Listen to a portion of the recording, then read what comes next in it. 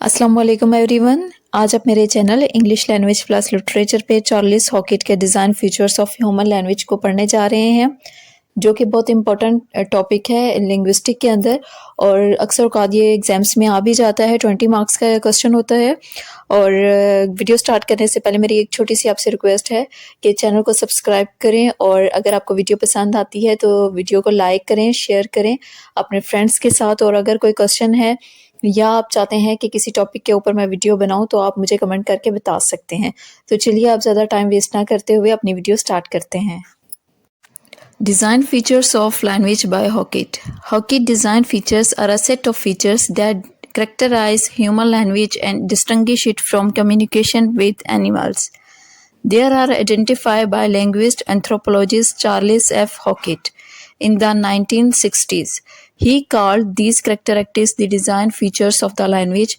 Hockett originally believed that there are 13 design features, while primate communication uses the first 9 functions. The last 4 functions, bias, productivity, culture transmission, and duality, are reserved for the human. He argued that even the simplest human language have these 16 characteristics. In this topic, we will discuss the design features of language by Hockett. Famous linguist Charles F Hockett ने 1960 के अंदर design features of language बयान किए, जिसके मुताबिक ये जो features हैं इंसान अपनी चाहे उसकी लैंग्वेज कितनी ही सिंपल हो वो अपनी इस लैंग्वेज के अंदर इन 16 फीचर्स को यूज़ करता है। और इसके अलावा ये जो फीचर्स हैं इंसान की लैंग्वेज को एनिमल लैंग्वेज से डिफरेंट बनाते हैं। तो चलिए विदाउट एनी वेस्टिंग टाइम हम अपनी वीडियो स्टार्ट करते हैं। तो अब हम जिनसे इन फीचर्स के बारे में डिटेल के साथ डिस्कस करेंगे। तो सबसे पहला जो फीचर्स है, first point is vocal auditory channel. Communicator speaks receiving individual hairs. It describes the way the vocal signals can be used to produce language. The speaker uses the vocal tracts containing most of the speech organs to produce speech sounds, and hearer employs an auditory apparatus, the sense of hearing, to receive and process the speech sounds. जब भी एक इंसान बात करता है, बातचीत के दौरान वो आर्टिकुलेटरी ऑर्गन्स का इस्तेमाल करता है। आर्टिकुलेटरी ऑर्गन्स के अंदर उसकी ज़ुबान, दांत और वोकल कॉर्ड शामिल है और डिफरेंट साउंड्स को प्रोड्यूस करने के लिए ज़बान के मुख्तलिफ हिस्से पार्टिसिपेट करते हैं। इसी तरह जब एक इंसान आवाज़ सुनता है तो ऑडिटरी जो ऑपरेटर्स होते हैं उनको यूज़ करता है। ऑडिटरी ऑर्गन से ये है कान, और कान से रिलेटेड तमाम वो ऑर्गन्स शामिल हैं जिनके थ्रू जो हम आवाज़ सुनते हैं वो हमारे दिमाग तक पहुंचती है। तो ये सेकंड पॉइंट है broadcast transmission directional reception. Message goes out in all direction. Receiver can tell what directional message comes from. Sign language use line of sight transmission instead. When people speak, sounds are transmitted in all direction. However, listener perceive the direction the sounds are coming from. इसका मतलब ये हुआ कि जब भी इंसान के बात करता है तो जो साउंड्स होती है वो तमाम डायरेक्शन में गूंजती है, और जब जो लिसनर ऐसे सुनता है तो वो अंदाज़ा लगा सकता है कि आवाज़ कहाँ से आ रही है, वो इसकी डायरेक्शन का तयन कर सकता है। Third point is rapid fading. Message is transitory and does not persist. Transit, also called rapid extension, refers to the idea of a temporary quality of language. Language sounds exist only for a short period of time, after which they cease to be perceived. Sound waves quickly disappear when the speaker stops speaking. The same is true for sign. In contrast, other form of communication such as writing is more permanent. जब भी कोई इंसान बात करता है, बोलता है, तो आवाज़ और साउंड जो सी है वो थोड़े पीरियड के लिए वहाँ पे मौजूद रहती हैं। यानी कि जब कोई बोलता है तो वो हमें आवाज़ सुनाई देती है, लेकिन जो ही वो स्पीकर बोलना बंद करता है तो वो आवाज़ जो सी है वो ख़त्म हो जाती है, वो बिल्कुल टेम्प्रोरी सी होती है। और इसके कंट्रास्ट में अगर राइटिंग को देखें तो वो एक परमानेंट सूरत में सेव रहती है, लेकिन साउंड के साथ ऐसा नहीं होता। Next point is interchangeability. Transmitters can become receiver and vice versa. We can each repeat any message. The speaker can physically create any messages regardless of their veracity or relationship to the speaker. In other words, whatever can be heard can also be said.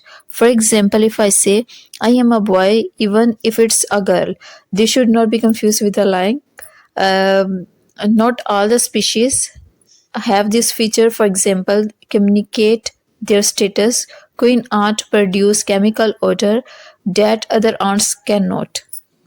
इंसान जब बातचीत करते हैं तो उनमें ये सलाहियत होती है कि अगर एक स्पीकर बोल रहा है और लिसनर सुन रहा है तो वही वर्ड्स वही सेंटेंस जो है लिसनर प्रोड्यूस भी कर सकता है और वही सेंटेंस रिपीट भी कर सकता है। इवन कि वो कोई भी सेंटेंस बोल सकता है। अगर मैं एक लड़की हूँ मैं ये भी कह सकती हूँ कि मैं एक लड़का हूँ, मैं ये सेंटेंस प्रोड्यूस कर सकती हूँ।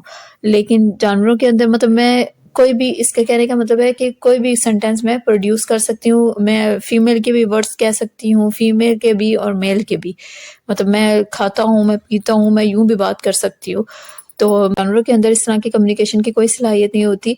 Total feedback, we hear all that we say, जो कुछ भी हम बोलते हैं वो हम सुन भी सकते हैं। एट अ टाइम हम बोल भी सकते हैं और जो अपने कहे गए अल्फाज होते हैं हम उनको सुन भी सकते हैं। तो ये कहलाता है total feedback.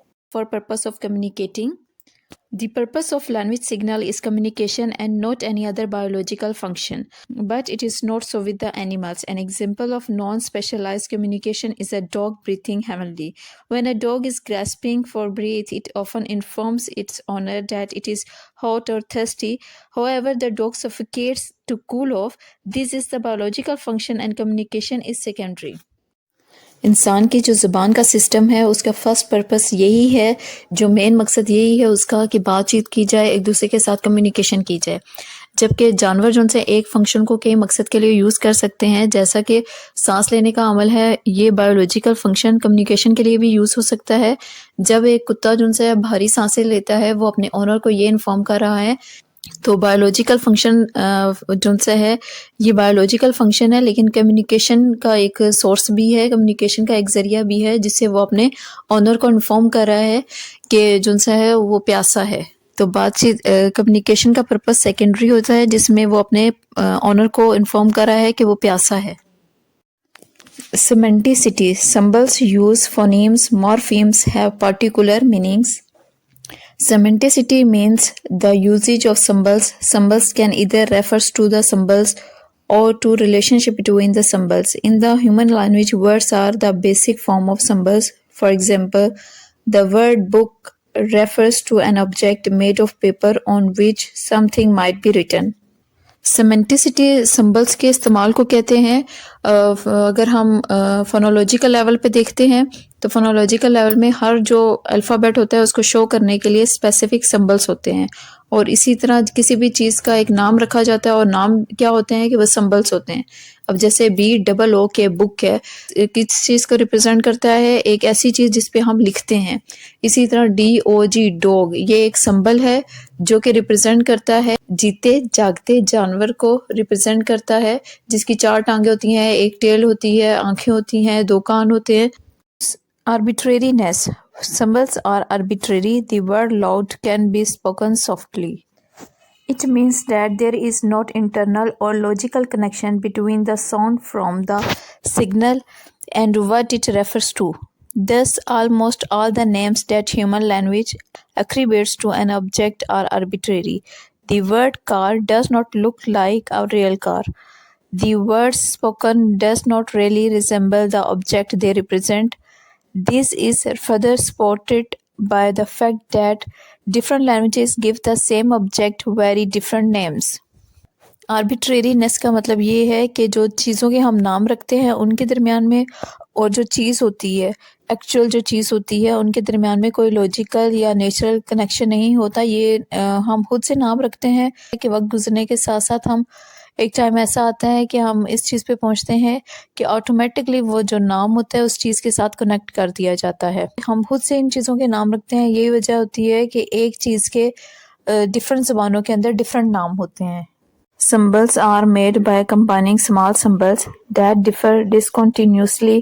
For example, bin, pin. अब देखिए BIN, bin, ये एक जो से है वो सिंबल है, और B इंडिविजुअली तौर पे भी एक सिंबल है, I भी इंडिविजुअली तौर पे एक सिंबल है, और N भी, यानी 3 ये सिंबल्स हैं और ये तीनों मिलके एक इंडिविजुअल तौर पे एक वर्ड बनाती हैं जो कि सिंबल कहलाता है।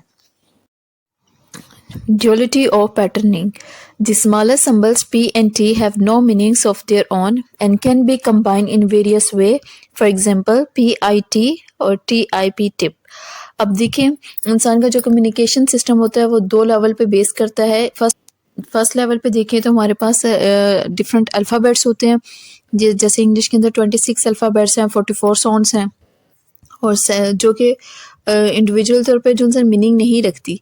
लेकिन सेकंड लेवल पे अगर हम देखें तो ये जब आपस में मिलती हैं, अब जैसे PIT पिट और TIP टिप, अब ये जो उनसे आपस में इन्होंने मिल के तीन जो वर्ड्स हैं, तीन अल्फ़ाबेट्स हैं, उन्होंने आपस में मिलके एक मीनिंगफुल वर्ड बनाया।